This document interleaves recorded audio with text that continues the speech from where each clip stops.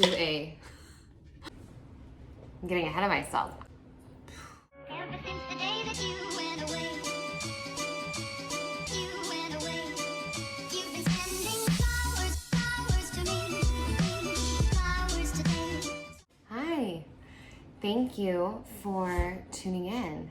I apologize for my appearance. I'm going to dye my hair, and I didn't feel like putting makeup on to show you that process. Yeah, so we're just gonna go with it. I want to give you a little bit of a background on my current hair situation.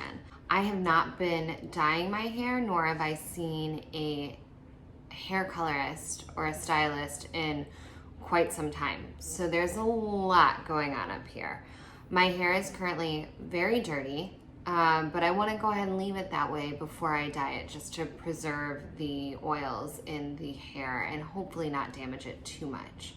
I am not a professional. However, I have dyed my own hair for years and years. I see a stylist in Chicago every now and then when I'm doing something crazy or I just really want to be pampered and have her do it instead, but I decided to go ahead and do it myself this time.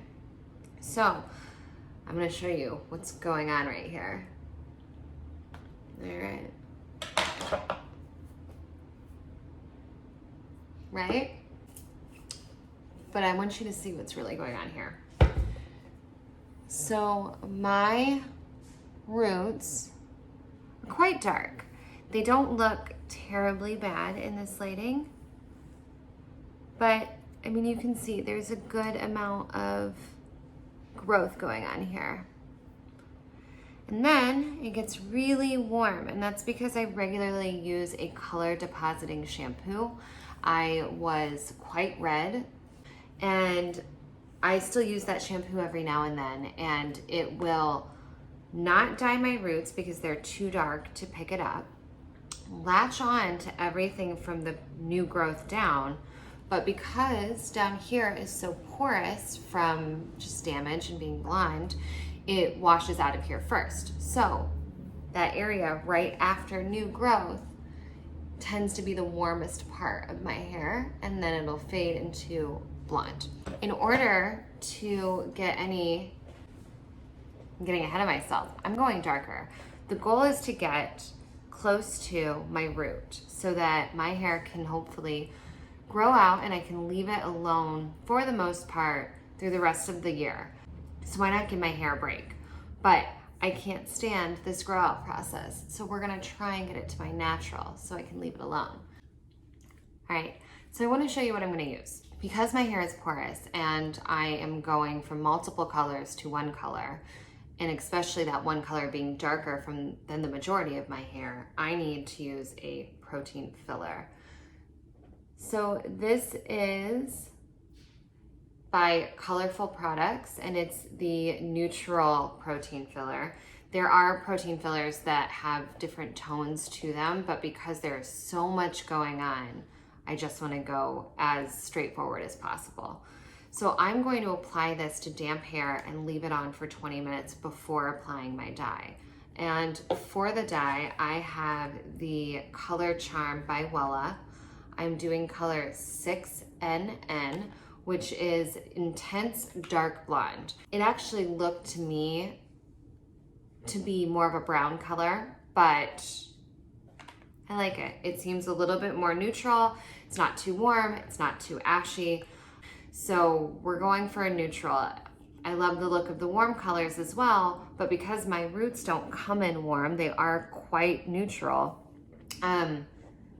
We're gonna stick to it. I'm going to apply the neutral protein filler onto damp hair and let it sit for 20 minutes. And then I'm going to apply the developer and dye mixture onto my hair and let it sit for however long the instructions tell me. So without further ado, all right, so I have gone in the bathroom and dampened my hair, but now it's time to do the protein filler. So I'm simply going to add this to a spray bottle and go to town. This is probably more than I need. I just want to be safe. There are two options when using a protein filler. You can either spray it on like I am, leave for 20 minutes and then dye, or you can actually mix it in with the dye. I am choosing to do it this way just because I want to make sure, without a doubt, everything is really soaked in this filler so that the dye applies evenly. One thing I didn't really explain is the whole reason that you want this to happen is because where your hair is damaged, it's going to be porous. And while when you initially dye your hair, everything might look great, the second you wash it, that dye is just going to wash straight through the pores of that damaged area of your hair. So by using a protein filler, it will fill in those gaps so that your hair or your dye has something to stick to, and the hair dye will hopefully last longer. If you've ever dyed your hair at home, ever had a hair fail, and you've noticed that the color does exactly what you want it to do at the root and where the new growth is, but not everywhere else, that's why it needs a filler. So this is a very important step. I like to use it every time I dye, anytime I dye. I don't know if that's really necessary, but I want to be cautious, but we're going to do it. You don't need gloves, anything like that. We're just gonna spray it all through the hair. Because my hair is already damp, it's kind of hard to tell where I'm going, so we're just gonna apply it everywhere.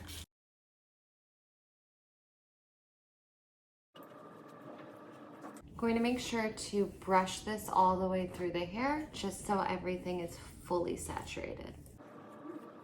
All right, so it has been 20 minutes with the protein filler on my hair. I just clipped it up to keep it out of my face, keep it from getting everything wet.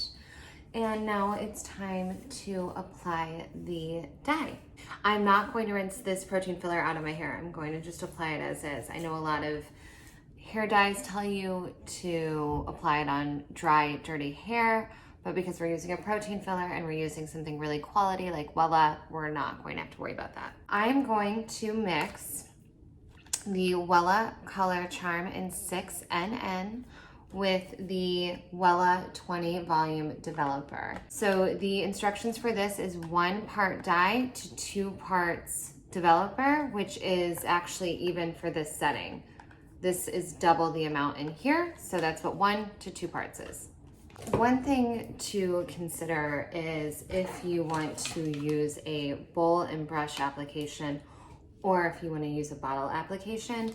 I usually prefer the bottle unless it's a really thick mixture.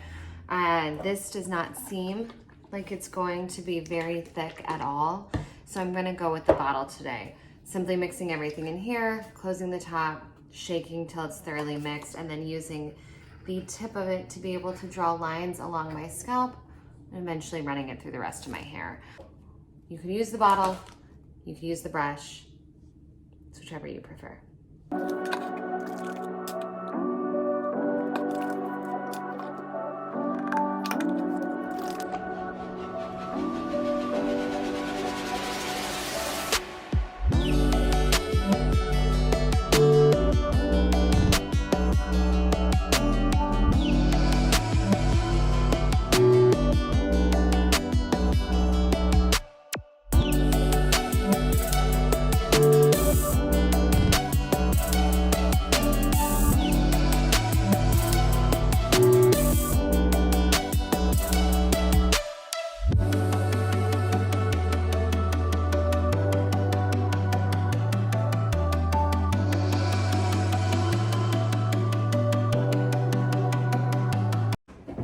Hi guys, so it has actually been a week since I colored my hair, and I am so happy that it seems to have stayed in place. It's not faded at all in the week that I have had it, and I have washed my hair several times already.